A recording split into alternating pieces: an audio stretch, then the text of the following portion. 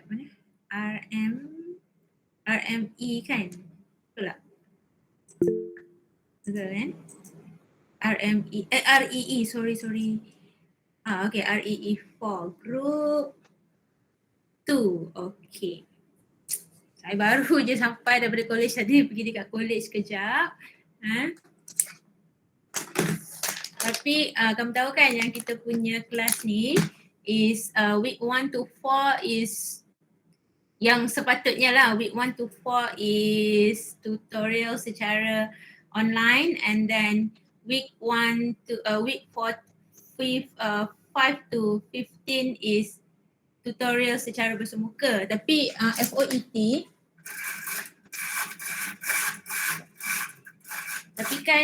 FOET dia buat secara online kan, full online. But I don't know kalau let's say suddenly dia change back to face yang certain coursework tu kita kena tukar sikit lah style dia. Macam contoh pembentangan. So at the moment dekat yang coursework tu cikgu letak yang secara online. Tapi kalau misal kata dia tukar, so jadi kita kena follow saja. At the moment online dulu. Okay, so sebelum mula let me take your attendance. Semua orang dah ada dekat sini ke? Boleh ke semua orang tolong angkat tangan sekejap supaya saya tahu semua ada dekat sana. Can you please raise up your hands please? Terima kasih. Semua dah makan ke ni? Okay.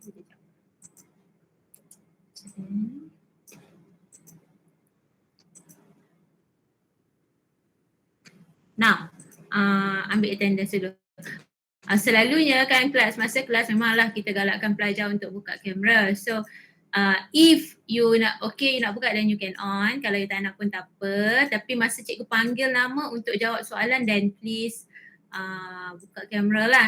So end of the session tu nanti cikgu akan screenshot juga gambar bagi semua pelajar. So jadi kamu kena on lah kamera masa saya minta. In between tu nak tanya sampai buka kamera pun boleh. Tapi selalu kalau first year saya tak payah suruh pun diorang buka aje. Kalau ni year 4, year 3 semua, year 2 ke kan dah biasa kan. Kita follow lah mana yang mudah untuk belajar. Betul tak ni? 3, 1, 5, 3, 1,5, 2,5.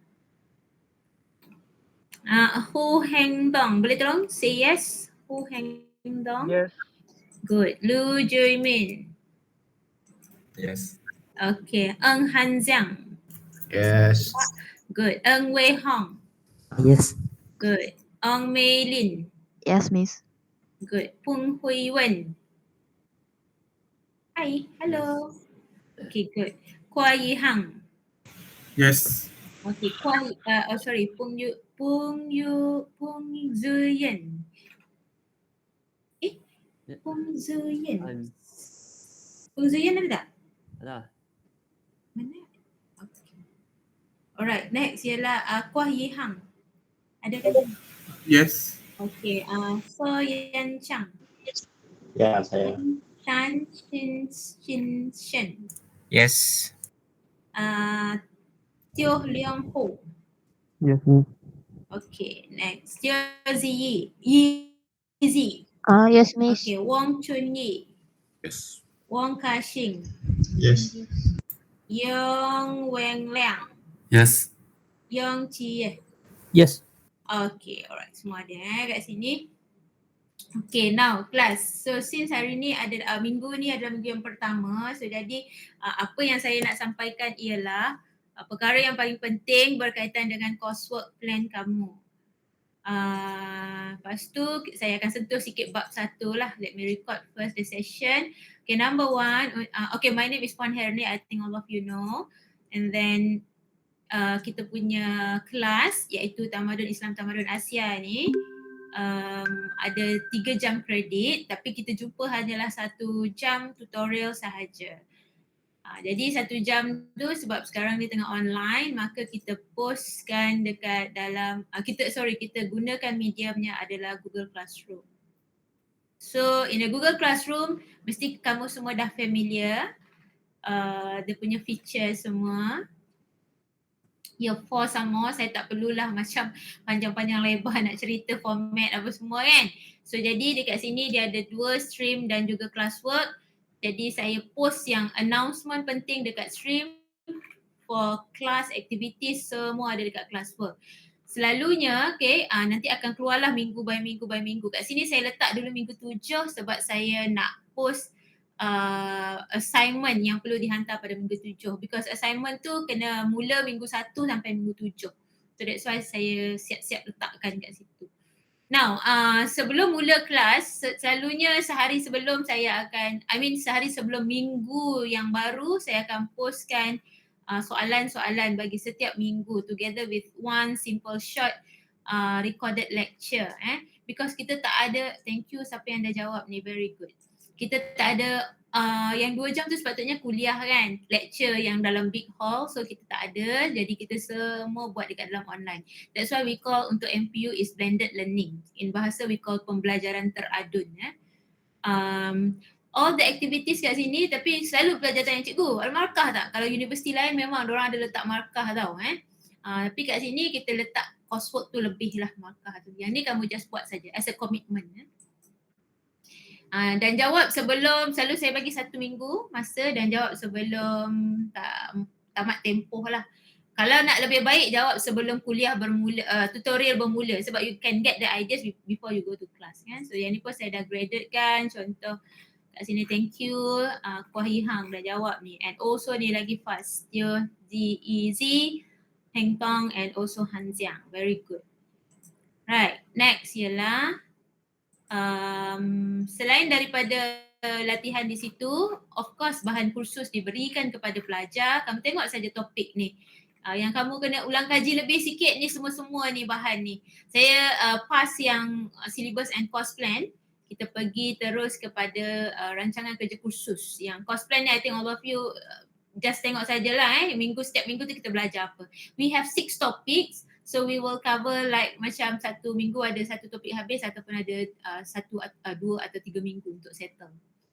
Dan in between masa tutorial saya akan explain juga on the coursework, like for example today lah Now, okay, then nota dan latihan bertulis, rujukan ni saya bagi gambar saja buku teks. If you want to buy then you can, if you tak mampu nak beli then you can use my nota also kat sini. It come together with the nota tambahan. The nota tambahan is actually provided by the JPT because some of the topics not covered in this textbook. So I combine semua dan I put lah dekat sini. Okay. Those who have printer then you print lah. Kalau tak nak pun tak apa. Tak jadi masalah. Download dekat telefon, baca. Okay, latihan bertulis tintas yang ni pun if you have masa yang sesuai, I know that many of you now quite busy with the final year project because year 4 is it. So jadi yang ini kalau kamu ada masa dan buatlah. Kalau tak ada, mesti cakap tak ada masa je ke.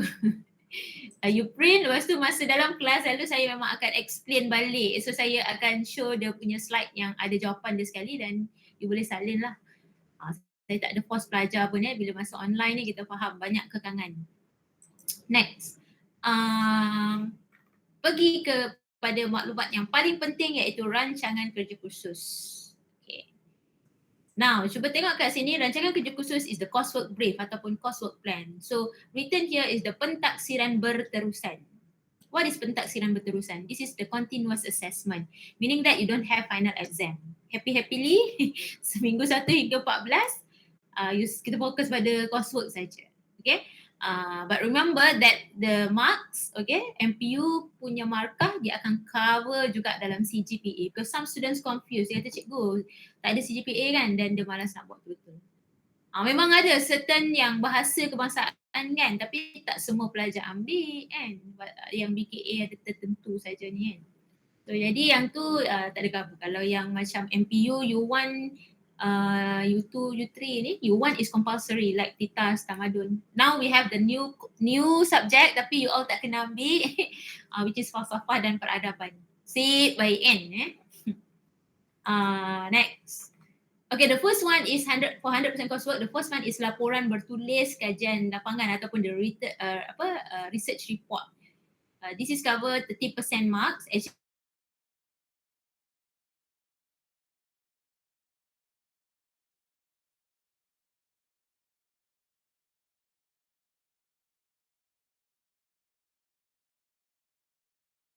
presentations on the findings. You present the findings, which is from week 8 to week 12. All the coursework is actually the group work. However, marks given for coursework 1 is group marks, and then coursework 2 is individual marks. You present together, however, we assess depends on the based on the pembentangan individu. So this is 30% pembentangan presentation, and number 3 is a test. So this one also group work ataupun group test. Sebab kan pelajar suka sangat nak meniru kan. Kita bagilah pelajar bincang je lah. Tapi dengan syarat you tak boleh tiru daripada internet ataupun plagiat. Kerana kalau didapati tinggi, so kita akan potong markah dan ada tindakan disiplin lah. Di sini test ni sebab cross program semua ada ambil kan, so jadi kita kumpulkan satu masa, even though dah face to face masa ni, tapi kita buat semuanya online. Semua pelajar yang face to face pun diorang akan buat online. Faham kan kelas? Test tu AC, so dia ada 5 perenggan, you boleh divide lah between ahli kumpulan. Senyap je semua, is everything okay? Weng Liang boleh turun tangan dulu, nanti saya ingat ada soalan ke? Weng Liang ada soalan ke? Yang Weng Liang, hai. Oh, tak ada. Kalau you nak type kat sebelah sini pun boleh juga.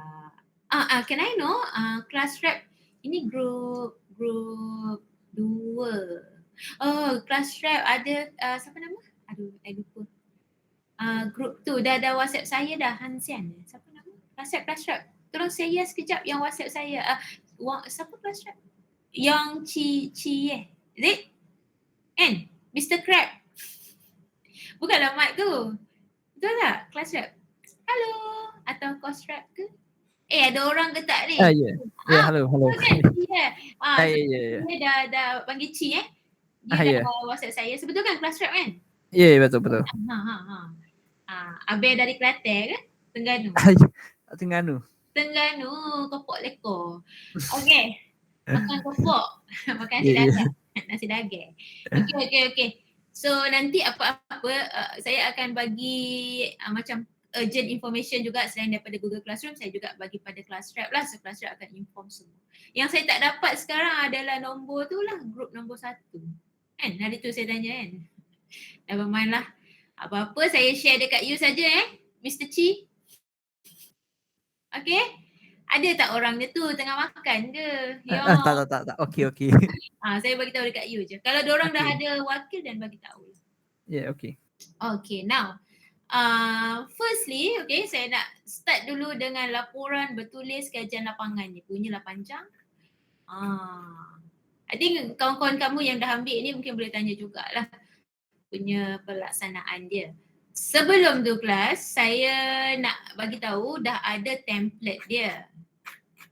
Cuma sebab saya tak ada nama ketua kumpulan, jadi saya tak boleh nak assign dulu. Never mind, I just letak dulu satu draft. Nanti dah ada nama ketua, saya akan bagi template tersebut. Template tu adalah kamu boleh kita kata terus ada edit dekat situ. So week penghantaran adalah week 7.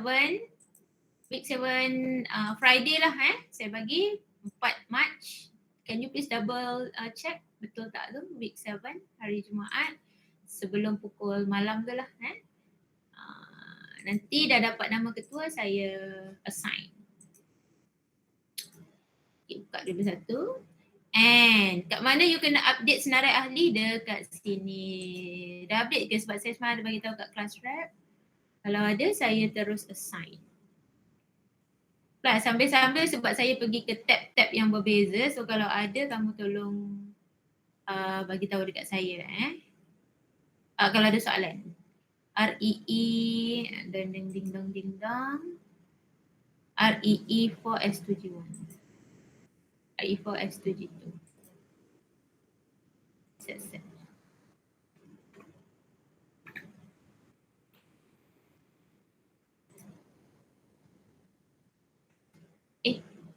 Kan? Ni pun tak letak lagi ni. Saya dah kelas dengan diorang ke belum ni? Ke tak ada kumpulan ni? Kejap cikgu tengok sekejap. Kalau dah ada mesti dah letak dah. REE4S2G.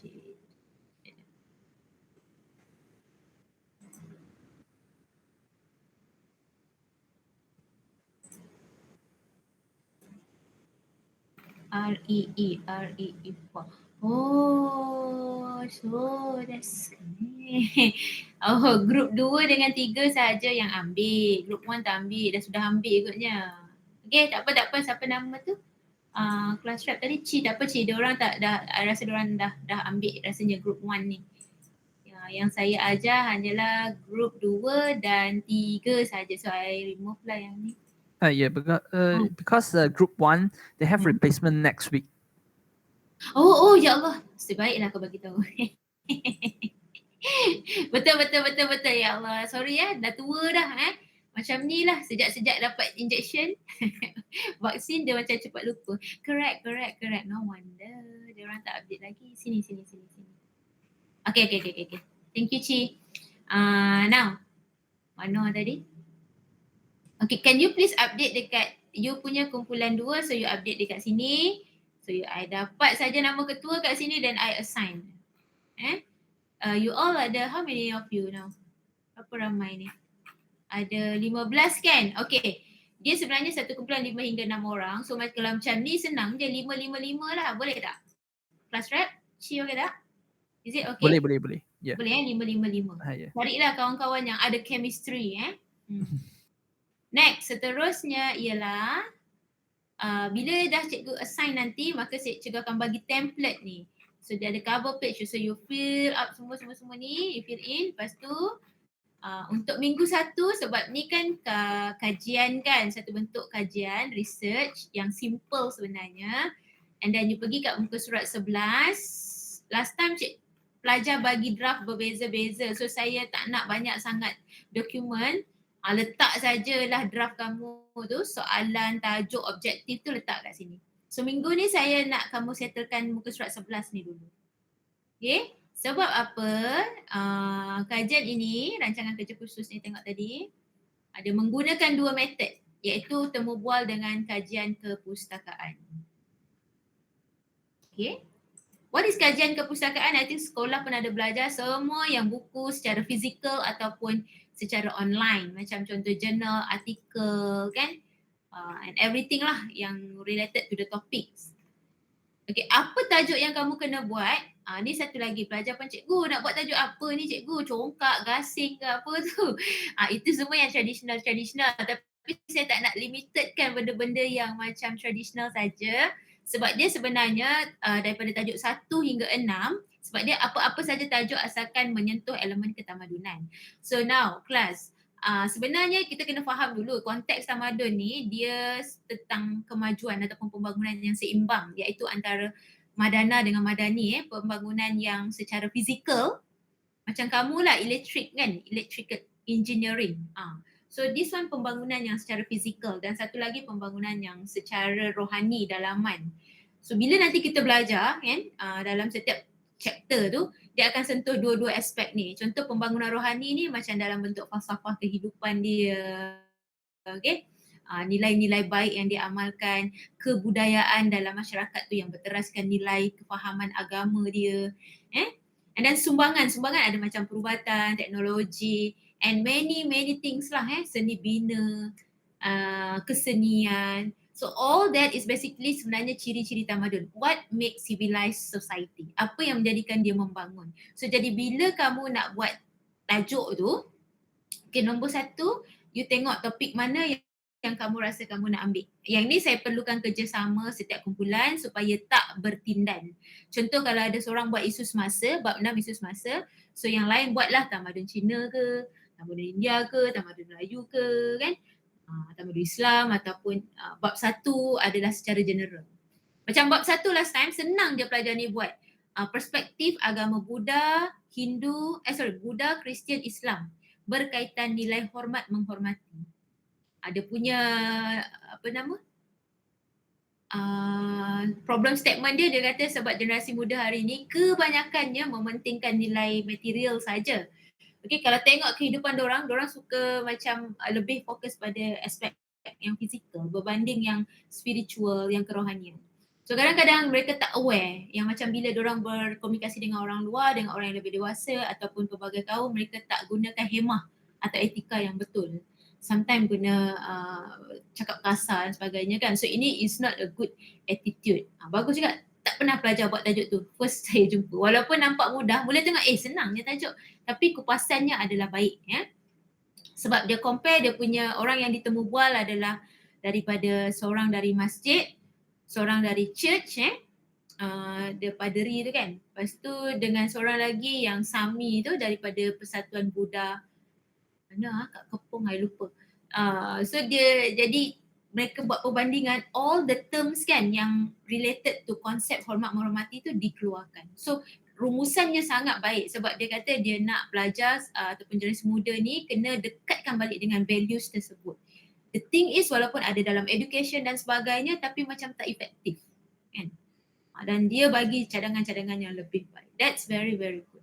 Yang itu adalah bab 1 lah, iaitu dalam bab 1 ni general dia boleh buat perbandingan. And then ada juga pelajar buat teknologi, contoh seni bina yang rumah Melayu lama kan, seni bina masjid yang menerima pengaruh Cina, lepas tu seni bina kuil, lepas tu kesenian kaligrafi yang tu pergi kepada tamadun Islam Melayu Cina India. Isu masih lagi banyak artificial intelligence lah, LGBT, the bully cyber and then anti vaksin yang terbaru lah semesta ada pelajar buat. COVID-19 pun ada tapi COVID-19 reference tak berapa banyak lah sebab dia current issues kan. And last time saya dapat sains sukan, diorang buat juga impact tu kepada aspek kesihatan kerana apa bila duduk terlalu lama kat rumah kesihatan emosi dan juga fizikal terganggu. So sebenarnya kesihatan adalah aspek yang membina masyarakat yang maju dan bertamadun juga. So kalau you tak produktif, macam mana you nak develop your country? Okay. So apa-apa pun tajuk kamu pilih tentang pembangunan tu, number 1 jangan clash dengan kawan-kawan. Okay, number 2 must relate to any of the ciri tamadun kat sini. Macam tadi kalau buat seni bina semua tu sains teknologi lah. And can talk also on the quality hidup. Okay, sebab apa? Sains memudahkan kehidupan. Kan? Dan jadi kualiti hidupnya lebih baik. Contoh perubatan, ada penemuan pelbagai jenis ubat-ubatan yang boleh menyembuhkan penyakit dan sebagainya. So jadi kualiti hidup.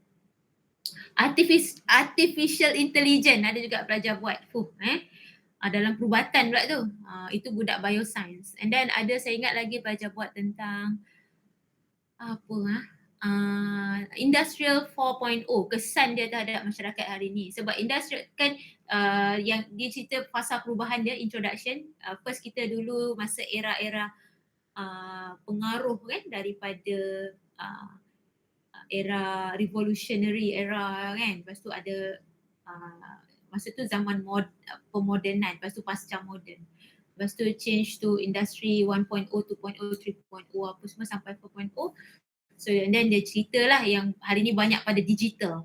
So jadi sebagai kesan dia, dia kaji tentang kesan, lepas tu cara mengatasi. That's also good. Sebab everything semua dalam online kan yang secara digital kan bila 4.0 ni. So ada pro and contra. Pun bagus. Jadi apa-apa pun you kena relate. Kalau dia buat tadi teknologi rumah Melayu lama ke, so dia pun kalau rumah mestilah pasal penempatan. Atau dia cerita kaligrafi, so bahasa dan tulisan. Atau even dia cerita pasal, banyak pula saya bagi contoh media sosial ke, media cetak ke apa semua, dia boleh cerita evolusi bahasa tulisan. Kalau dulu kita ni kan guna tulis macam biasa, so hari ni semua digital. Next, so minggu ni saya nak kamu bagi 3 objektif tajuk yang lengkap, 3 objektif kajian, lepas tu problem statement dengan satu lagi adalah soalan bagi setiap objektif tu. Sebab kita nak objektif tu terjawab menerusi 2 kaedah, kajian kepustakaan dan juga temu bual. So jadinya kelas saya juga telah berikan kepada pelajar draft soalan temu bual. You pergi je dekat bahan kursus ni, you buatlah ulang kaji semua ulang kaji. Sebab kita 1 jam jumpa inilah. Bila 1 jam memang sangat rushing. Look at this student, very simple. This is wushu. Dia ambil tentang pencapaian kesenian bagi tamadun Cina. So when talk about wushu, dia ada relate dengan kalau wushu kan, kualiti hidup boleh sebab kesihatan kan.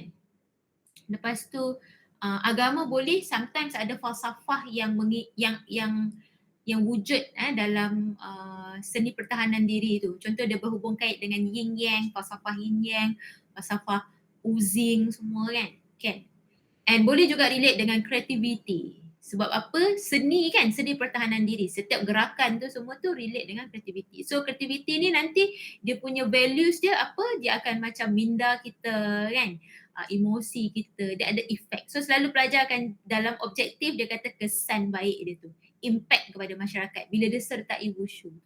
Remember that tamadun is not only talk on benda-benda yang you can touch. So it is also internal.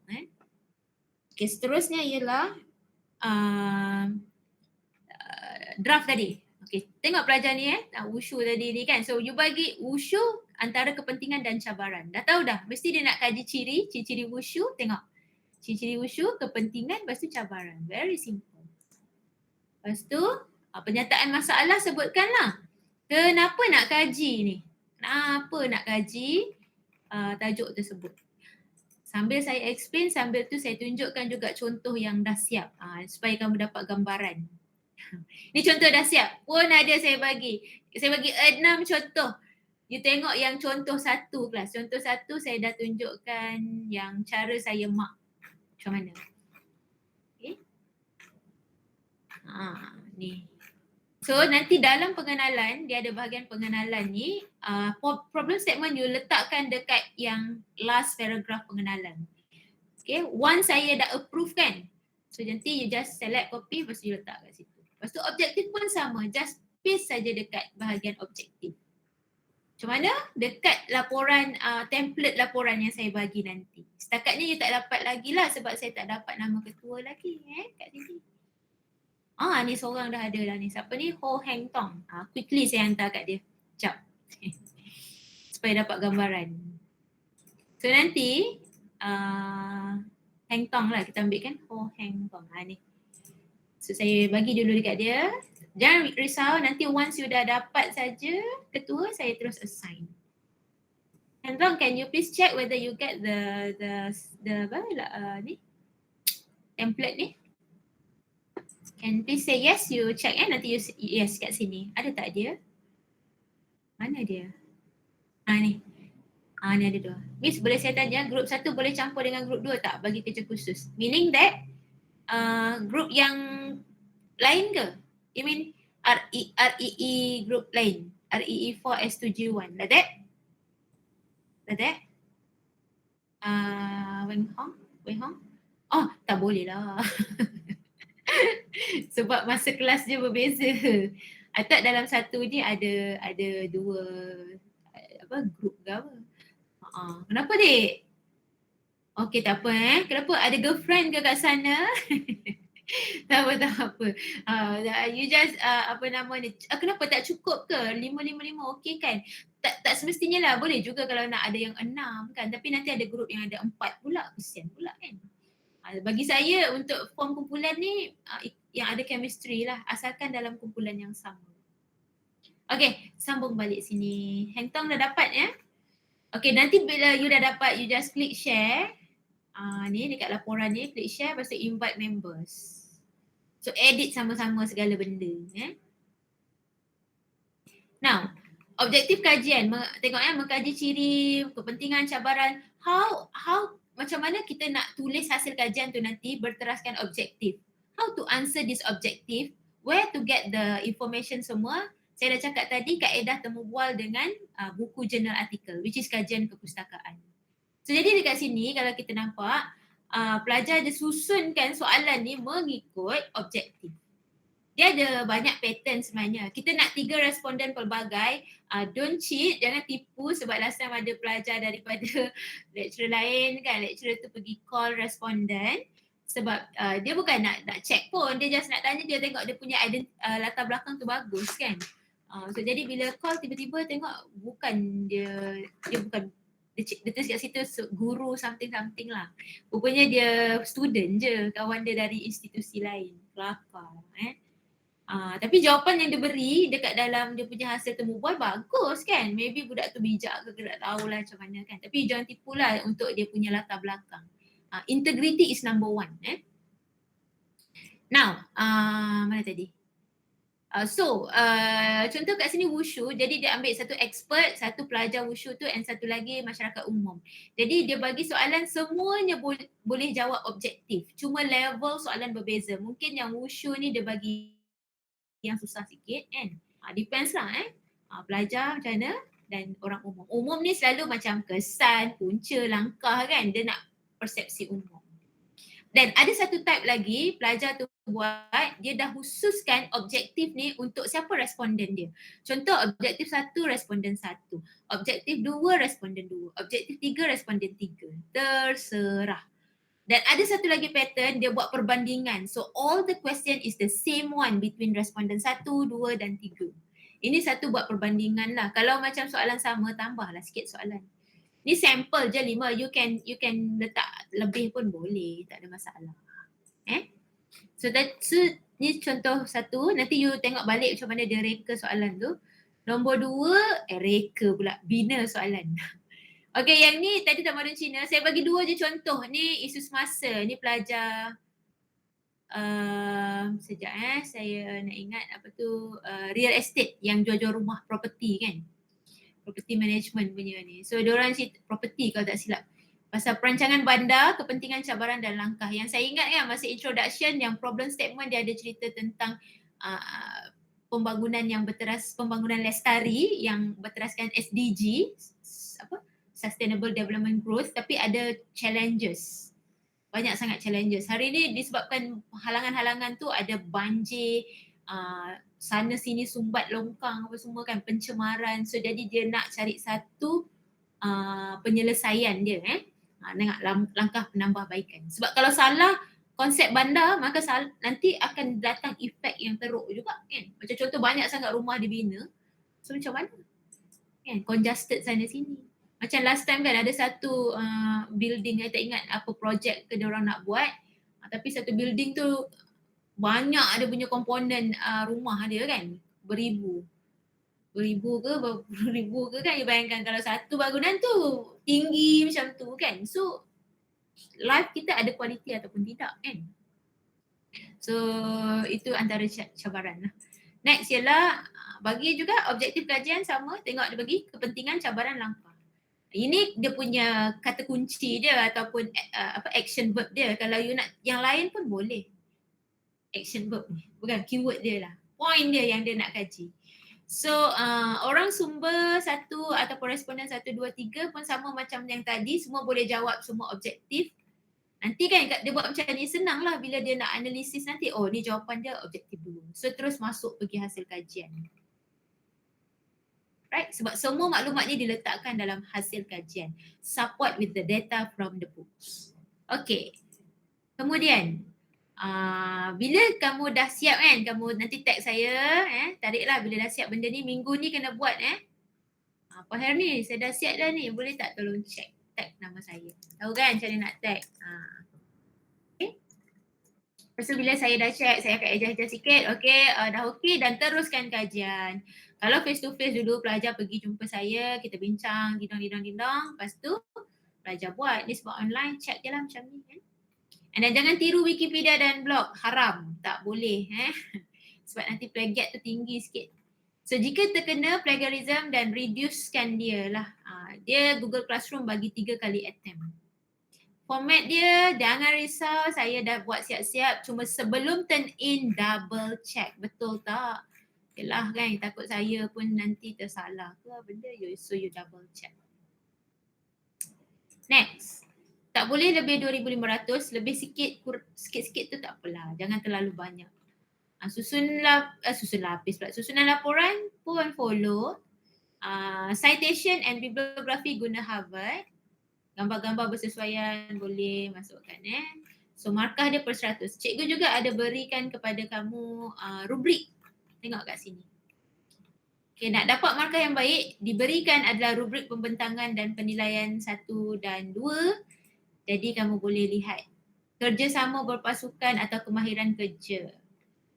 Tanggungjawab dan accountability, kemahiran sosial dan sebagainya. Okay. Kerjasama ni, main peranan ni, kamu tahu tak? Macam bila saya selalu check tau. Macam contohlah saya pergi dekat history version, saya tengok ada tak pelajar buat ramai yang buat.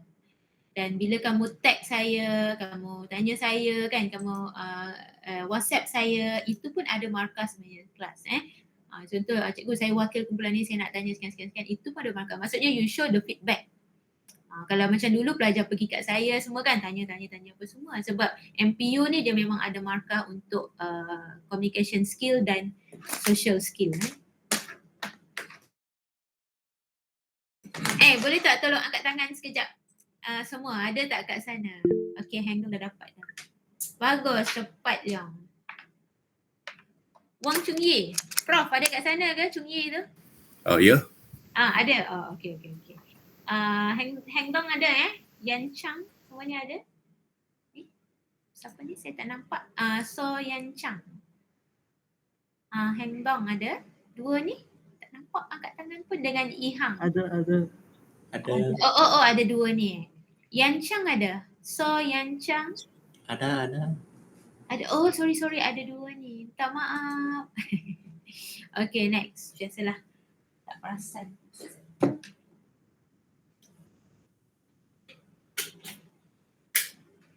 Kalau saya cepat sangat kan, sebab 1 jam memang saya kadang-kadang macam bullet train laju kan. So you boleh buat apa? Pergi balik dekat Google Classroom. Selalu sebelah malam saya akan post balik the recorded tutorial ni. Boleh view balik.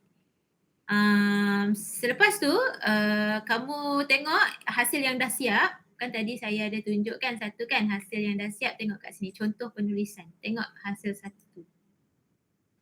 Okay. Ni hasil yang dah betul-betul siap lah. Okay, pelajar selalunya, okay, tengok mana saya tengok elemen ketamadunan yang disentuh ni. Rumah, tajuk dia teknologi rumah Melayu lama. Adalah panjang apa benda entah survival teknologi rumah Melayu lama, melindungi langkah, saya lupa lah dah lama dah ni. So dia punya ni dia kata rumah menunjukkan tempat kediaman yang menunjukkan manusia sudah berupaya tinggal menetap. So mestilah dia match kepada ciri penempatan. And then lepas tu dia kata ini juga telah menunjukkan manusia mampu meningkatkan kualiti hidup. Yalah, bila duduk dekat rumah selamat, lepas tu kita nak buat aktiviti pun senang sebab kita dah tak macam squatters kan. Tak tinggal, yalah, ciri masyarakat bertamadun adalah tinggal menetap salah satunya. Dia tak ada macam Arab Badui berpindah randah kan. So itu dapat markah juga dekat situ. Lepas tu dia sentuh nampak kualiti hidup. Dekat dalam huraian tu nanti dia explain untuk keselamatan, untuk kesihatan dan sebagainya. And then dia cerita juga tentang teknologi kat sini. Kan? Fungsi teknologi. Sebab kalau dalam tamadun sebelah Asia ni, dia punya pembinaan dia mesti ada dua function. Satu function secara praktikal, secara fizikal, dan satu lagi function secara rohani. Perasan tak? Macam contoh kalau tamadun Cina kan, tokong ke, rumah-rumah baba nyonya kan, dia ada macam konsep like feng shui kan. So when we talk about feng shui, so dia also relate to fungsi rohani, jiwa, dalaman kan. Macam tamadun India pun sama, diorang ada vastu sastra. So dalam seni bina tu, selain daripada fungsi dia sebagai tempat kediaman atau tempat ibadat, dalaman tu memainkan peranan. Next, contoh tadi. Okay, masa kamu, objektif buatlah tampal balik je. Lepas tu temu bual, masukkan latar belakang setiap yang orang yang kamu temu bual tu. Latar belakang dia secara umum, 3 sekali. This one student dapat 2 student from architecture. Kalau boleh carilah universiti lain babe. And also seorang museum. Yang ni saya impress juga. Sebab dia short sem, lepas tu online lagi kan. First dia week 1 dia terus pergi hantar email and museum reply. Tengok luck jugalah. Kajian kepustakaan, letak buku kalau boleh ada 5 atau lebih rujukan. So kamu tulis kat sini yang dominan, yang paling banyak kamu rujuk. Okay, tajuk dia apa. Okay, hasil kajian. Let me tell you, some of the student macam dia tak berapa faham sangat nak menulis ni. Ada hasil temu bual. Okay, yang kita minta pelajar tulis juga dia punya, apa kita kata, ni, dialog dia. Tapi lepas tu dia tak pergi ambil pun maklumat kat sini, tak letak pun dekat hasil. Tak faham saya. So buat apa buat temu bual tu? Kau nak buat apa tu, maklumat-maklumat tu tak ada satu pun hasil dia. Sungguh pelik. Dan ada yang tertinggal indikator dia. So dia cara yang pensyarah bila tahulah pelajar tu where the lecturer know lah the student actually analyze the data from which sources. So number one, dia akan tengok pada citation. That's why citation is very important. So kat sini mesti dia ambil ini daripada buku, jurnal atau artikel. I can see from the bibliography ada senarai buku, jurnal atau artikel yang ditulis oleh Sahabuddin. And then dia support pula maklumat daripada hasil temu bual. Okay, first one dia ambil ciri sebab objektif satu nak kaji ciri. So jadi ciri dia struktur lantai tinggi yang pertama. Fungsi dia apa? Untuk gerakan angin, Ini dia dapat dari buku written by Sahabuddin. And in the interview also the same point cerita pasal lantai juga, iaitu Encik Chin letak nama penuh. So you tulislah berdasarkan temu bual. So this is the indicator. Berdasarkan temu bual dengan Encik Chin, apa ada nama penuh dia. And then dia letak, dia cakap lantai tinggi berfungsi menjaga keselamatan. Kita tengok mana bukti dia ni. There. Chin Hong Shin nama penuh. Dah. Boleh lihat bahawa kebanyakan rumah Melayu mempunyai lantai tinggi untuk melindungi Right. Kan? So itulah cara dia menganalisis maklumat. You can begin with the information from the books ataupun journal atau article and support with the interview session ataupun mula interview dulu. The same one with the hasil 2, okay? Hasil 3 sama, tengok semua ada citation dan hasil temu bual. Menurut Encik Faris, Lepas tu kesimpulan bagi saya letak 3 perenggan cukup. Perenggan pertama summarizekan hasil 1, 2, 3 tu secara umum apa yang kamu faham. Perenggan 2 adalah sumbangan kepada negara. Kelas sumbangan kepada negara memainkan peranan yang penting sebab banyak markah kat situ. Contohnya apabila aspek ini dijaga maka generasi muda akan dapat sekian. Selain itu ia juga menjadi satu nilai tambah kepada aspek pelancongan negara di mana rakyat dapat Ia juga memberi peluang kepada sekian. Selain itu ia juga dapat mewujudkan nilai-nilai tambah, nilai baik, perpaduan, sikap bertoleransi antara masyarakat, memahami bla bla bla. You masukkan kelas all the good values tu. Ada markah dia. So tamadun ni kan saya dah cakap tadi ada nilai luar, nilai dalaman dan nilai luaran. Okay, next. Mana tadi? Lepas tu yang ketiga, yang perenggan ketiga letak harapan atau cadangan lah, harapan dan cadangan. Bibliografi follow format, Harvard, ambil gambar, screenshot. Before that, untuk kamu punya temu bual kelas kan sekarang pandemik pun tak berapa nak stable lagi. Saya rasa lebih baiklah kamu buat online je, pakai je Google Meet macam ni. Lepas tu kamu record. So after record, you simpan dalam folder kamu and then get the link, dapatkan link tu. Okay.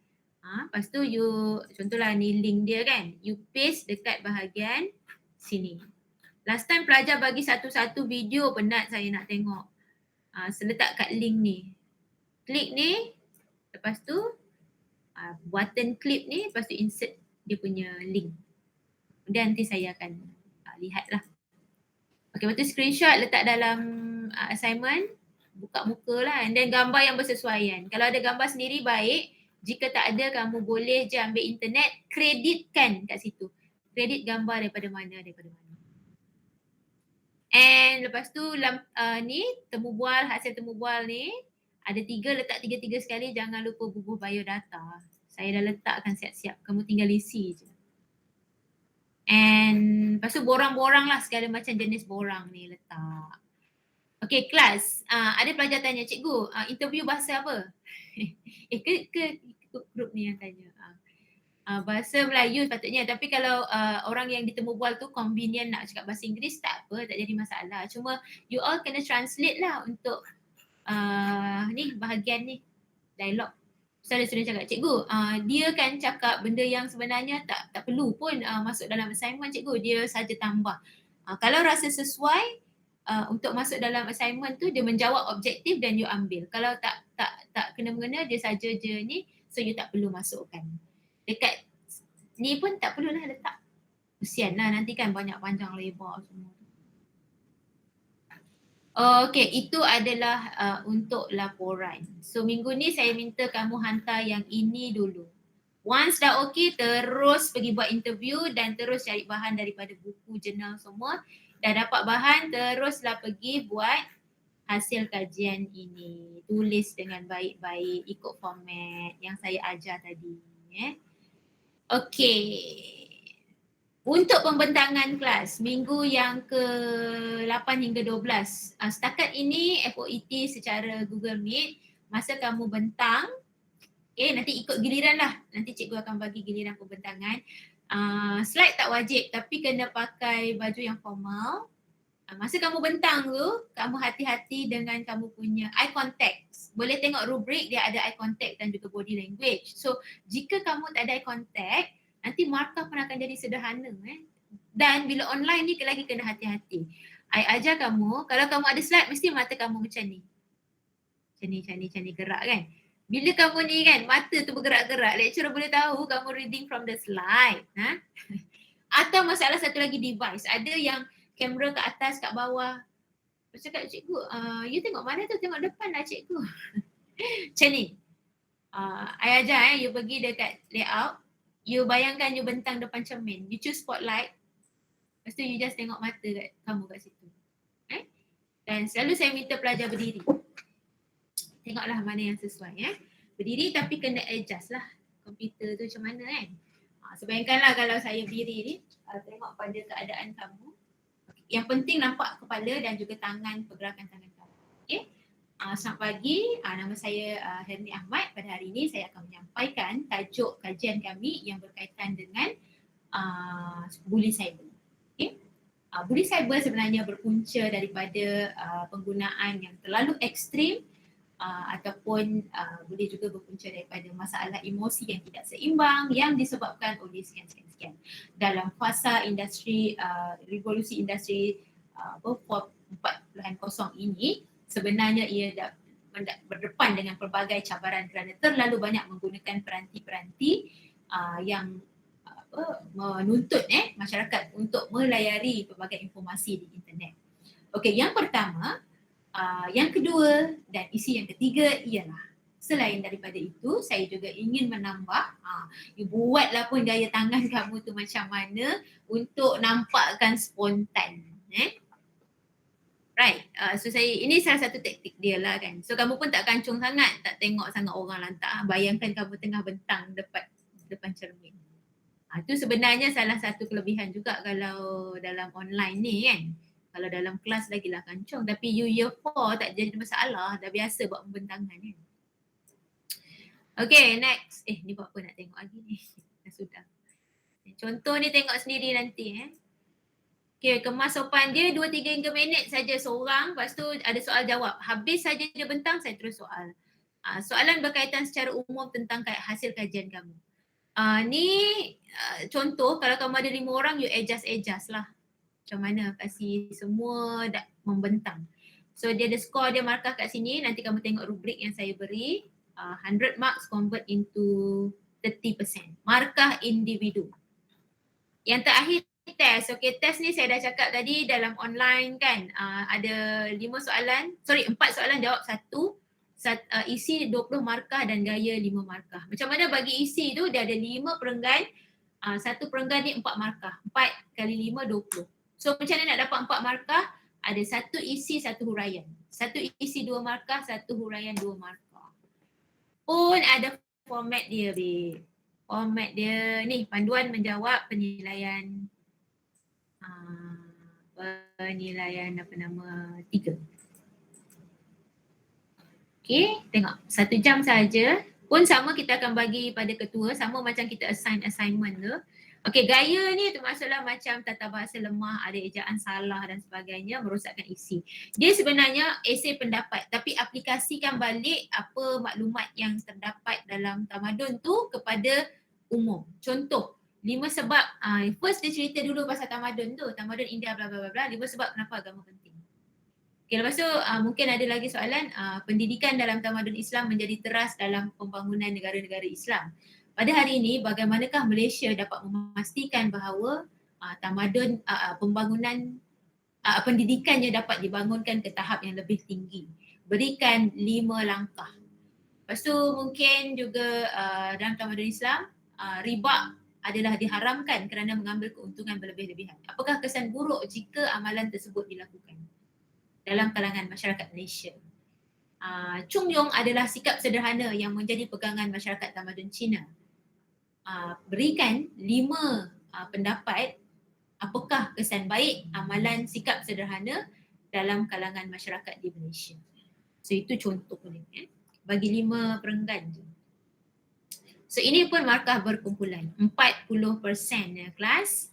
Okey, kita ada tinggal lagi beberapa minit sahaja. Setakat ni ada soalan ke tak? Boleh tak tolong raise up your hand so then I know you ada dekat sana. Tolong angkat tangan. Thank you. Laju Alright, tapi bagi saya sikit lah untuk langgar sikit masa, nak tunjuk sikit Bab Puan. Lepas ni ada kelas tak? Lepas ni ada kelas tak kelas? Ada kelas tak? Pukul 2.30 ada kelas. Can someone say something kat bawah ni? Ada kelas tak pukul ni? Saya nak sikit je ambil dalam 2 minit. Ada. Ada kelas? Tak ada. Okay. Saya ambil masa sikit lah, tambah sikit je. Okay. Like 2 minit like that. Okay, sebenarnya tamadun Islam ni kelas, maksud tamadun tu kita kena faham dulu. Dia tadi saya dah cakap pembangunan dan juga kemajuan. Sebab selalu pelajar confuse dengan sejarah. Sejarah tu adalah salah satu saja komponen asas dalam tamadun, because maksud tamadun ialah pembangunan. So jadi nak maju ni dia kena konsisten. Proses ni is continuous process, the dynamics. Lepas tu jadi yang asas dia mesti kita nak buat satu-satu pembangunan, kita tengok dulu apa orang dulu buat. So yang orang yang dah lepas buat kita panggil sejarah tamadun. So apa yang kita lakukan, mengkaji, improvise, tengok, buat perbandingan, ambil iktibar, that is kajian tentang ketamadunan. So tamadun tu dia dalam bahasa Melayu yang diambil daripada perkataan dasar dalam bahasa Arab dipanggil din ataupun agama. Dan sebenarnya dia kemudian mengeluarkan dua lagi perkataan madana dan madani. Din, kenapa agama? Sebab dia jadi teras kepada kehidupan. Agama memimpin manusia untuk bertindak bagaimana di depan masyarakat. So because of yang tamadun Islam dulu kan, diorang kan civilized, so how they civilize is actually after diorang dapat agama tu kan. Before that is jahiliyah kan. So that's why lah bahasa Melayu, because kan tamadun Islam kan banyak pengaruh tamadun Melayu kan masa zaman-zaman Melaka kan. So jadi perkataan tu digunakan hingga ke hari ini membawa maksud pembangunan. In English we call civilization. Okay, next, konsep tamadun. Kita sentuh tentang ciri tamadun. Dia ada banyak. Ada 8. Inilah yang kamu sentuh juga dalam assignment. What makes civilized society? Agama, penempatan strategik, dia tinggal menetap, politik dan organisasi, kualiti hidup, bahasa tulisan, undang-undang, sains teknologi dan juga kreativiti. Semua ni kita sentuh dalam setiap tamadun nanti. Melayu, Cina, India, Islam. So apa yang enhance lagi? Dah mereka ada penempatan yang strategik, so mereka kena maintain kedudukan tu dan enhance lagi aktiviti yang boleh dibuat. Pembangunan yang boleh dibuat. Lepas tu agama, ilmu, teknologi dan juga persaingan tamadun lain. So itu yang menjadikan tamadun tu boleh survive. Apa yang menjadikan dia jatuh? Senang je. Dia ada madana madani kan, yang secara fizikal dan secara spiritual. Madana pembangunan fizikal, madani pembangunan yang secara spiritual rohani. Dia tinggalkan spiritual. Dia don't care about agama. Okay, dia tinggalkan agama, dia fokus material je. So inilah yang akan berlaku. Manusia bertindak di luar batasan kemanusiaan. Jurang sosial, ini social gap lah, zalim. Jumud is pessimistic. Ahlaknya runtuh. Ialah dia tak percaya pada Tuhan sebagainya kan, dan bencana alam. Tengok manusia tamak kan, apa berlaku hari ni? Banjir sana dengan COVID-19 dan sebagainya. Sebab apa? Pembangunan tu tak seimbang. Okey, apa berkaitan kajian tamadun dengan sejarah tamadun? Ni tadi cikgu baru cakap, sejarah tu dah lepas tapi kita kaji dia untuk improve. Kita buat satu teori baru, invent something new, kita jadi sejarah, next generation kaji kita balik. untuk pembangunan. So the kajian tamadun proses yang dinamik berulang-ulang. Sejarah yang dah pengalaman lepas yang dijadikan asas kepada kajian. Agama budaya bangsa dia label kepada tamadun lah. Cuma budaya ni bertukar-tukar sikit atau berubah-ubah. Sebab kita asimilasi dan akulturasi tu berlaku. Macam hubungan etnik kat Malaysia lagi lah kita banyak sangat kongsi budaya. Budaya lokal tak apa babe. Jangan budaya liberal, budaya luar pula. Hari ni je K-pop lah, apa pop semua ada. Next ialah pemikiran Ibn Khaldun. Ini Muslim sosiologis kaji tentang jatuh bangun tamadun. The title of the book is Al-Muqaddimah. So written there is the 5 tahap dalam pembangunan tamadun, teori kitaran ya. Mula dengan pegangan agama yang kuat. Bila stable tapi bila mereka kaya, mereka akhirnya tinggalkan agama, berlaku masalah akhlak yang teruk. Pemimpin dan rakyat akhirnya banyak pemborosan, pembaziran, penyalahgunaan kuasa berlaku, negara runtuh. And again dia pergi ke fasa seterusnya apabila berada di bawah tampuk pemerintahan yang lain. Okay kelas, so ini memang berlaku. Contoh Turki Uthmaniyah kelas, sejarah Turki, nanti tamadun Islam saya akan ajar. At first satu teritori yang dikagumi dunia, tamadun Islam yang kuat, akhirnya jatuh kerana meninggalkan aspek agama. Next, interaksi antara tamadun. Inilah yang main point yang terakhir kita nak supaya kita faham bahawa dekat dunia ni ada civilized society yang terdiri daripada banyak tamadun. Ada tamadun timur, barat, kat timur ada macam-macam lagi. So kita kena respect the differences. Kita kena tolerate, kita belajar tentang kelebihan tamadun tu untuk improve tamadun kita. Bukan yang mengecam ataupun menjauhi mereka. Dia nak at the end tu nanti semua pergi ke satu asas yang sama atau kita panggil the shared values. Okay, nilai yang boleh dikongsi bersama. Melalui amalan seperti toleransi, hormat, sikap terbuka dan menerima. Contoh kan macam kalau kat Malaysia dengan Asia Tenggara, Malaysia paling best example. Contoh budaya sama dengan budaya dan tamadun berbeza ni tak ada sangat isu. Macam kita kan Melayu, Cina, India ada suku-suku etnik berbeza, dialek beza tak ada masalah pun. Yang Melayu, Cina dengan India walaupun agama berbeza, rumah ibadat berbeza, kita tetap respect. Boleh merayakan perayaan sama-sama. Ini macam hubungan etnik. Tapi kuat versus lemah, dulu okey. Ada yang okey, ada yang tidak hari ni. Macam contoh Jews dengan Islam. Dulu diorang ni bersatu je masa piagam Madinah semua tu. Tapi lepas tu ada masalah pula lepas World War bila yang start yang kejatuhan Turki kan. Sampai sekarang ethnic cleansing, peperangan berlaku di Palestin iaitu pergaduhan antara Jews dan juga Islam. Sebagai negara yang aman kita di Malaysia kita kena ambil lesson lah ataupun iktibar supaya kita tahu bahawa tanpa perpaduan takkan ada masyarakat yang bertamadun. So that is chapter number 1. 5 minutes aku bagi settle. Okay, kalau kamu terlepas boleh pergi balik dekat ni minggu 1. Boleh tak lepas ni saya ulang balik apa kena buat? First, jawab soalan ni semua. Ada 11 ketul yang belum jawab. Tolong jawab. Number 2, saya nak nama ketua. Okay, dah ada nombor 2 ni. Saya bagi siap-siap lah. Kang saya lupa pula. Wahyi Hang. Tapi kan ketua saja tau boleh tengok. Yang lain tu tunggu ketua invite. Ingat ya, ketua jangan buat diam pula So tolong invite ni. Kuah Yihang. Tadi saya dah ajarkan klik share, invite. Yihang. Okay, ada lagi tak?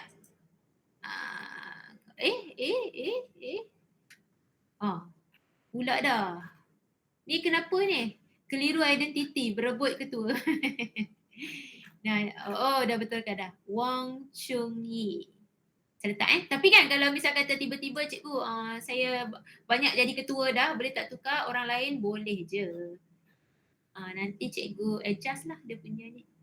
Apa tadi? Ya Allah. Wong Chung Yi. Ada lagi tak? Kalau ni WhatsApp saya.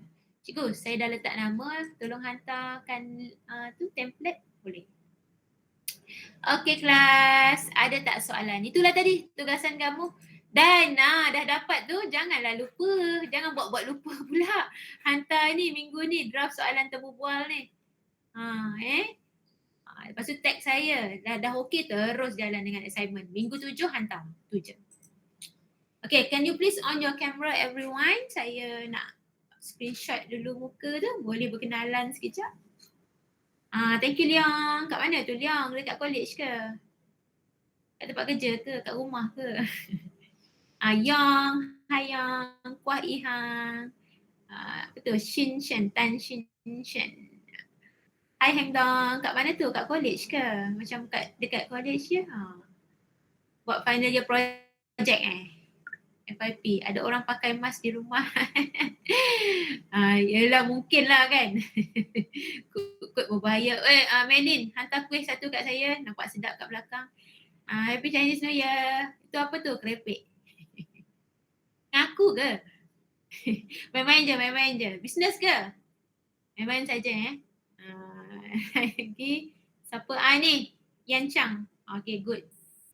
Cie lain kali pakai baju tutup ketiak nanti kan saya tutup mata.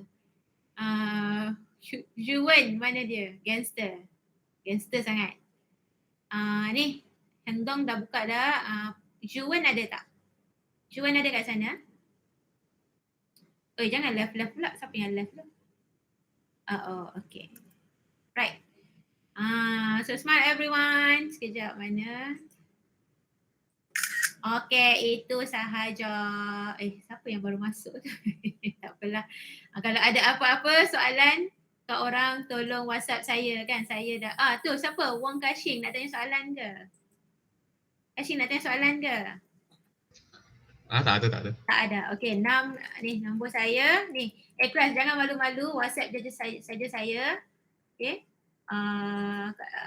Nak tanya pasal assignment semua boleh, silakan, tak ada masalah. Memang saya nak pun kamu WhatsApp saya. Okay, itu saja. Jumin, are you okay? Macam ngantuk je tu. Okay, bye everyone. Thank you. Bye Chungi. Stay safe. Okay, boleh left dah. Thank you. Welcome Melin. Welcome Wang Liang. Okay, welcome my dear everyone. Thank you. Bye. Okay, bye-bye. Okay. Boleh left.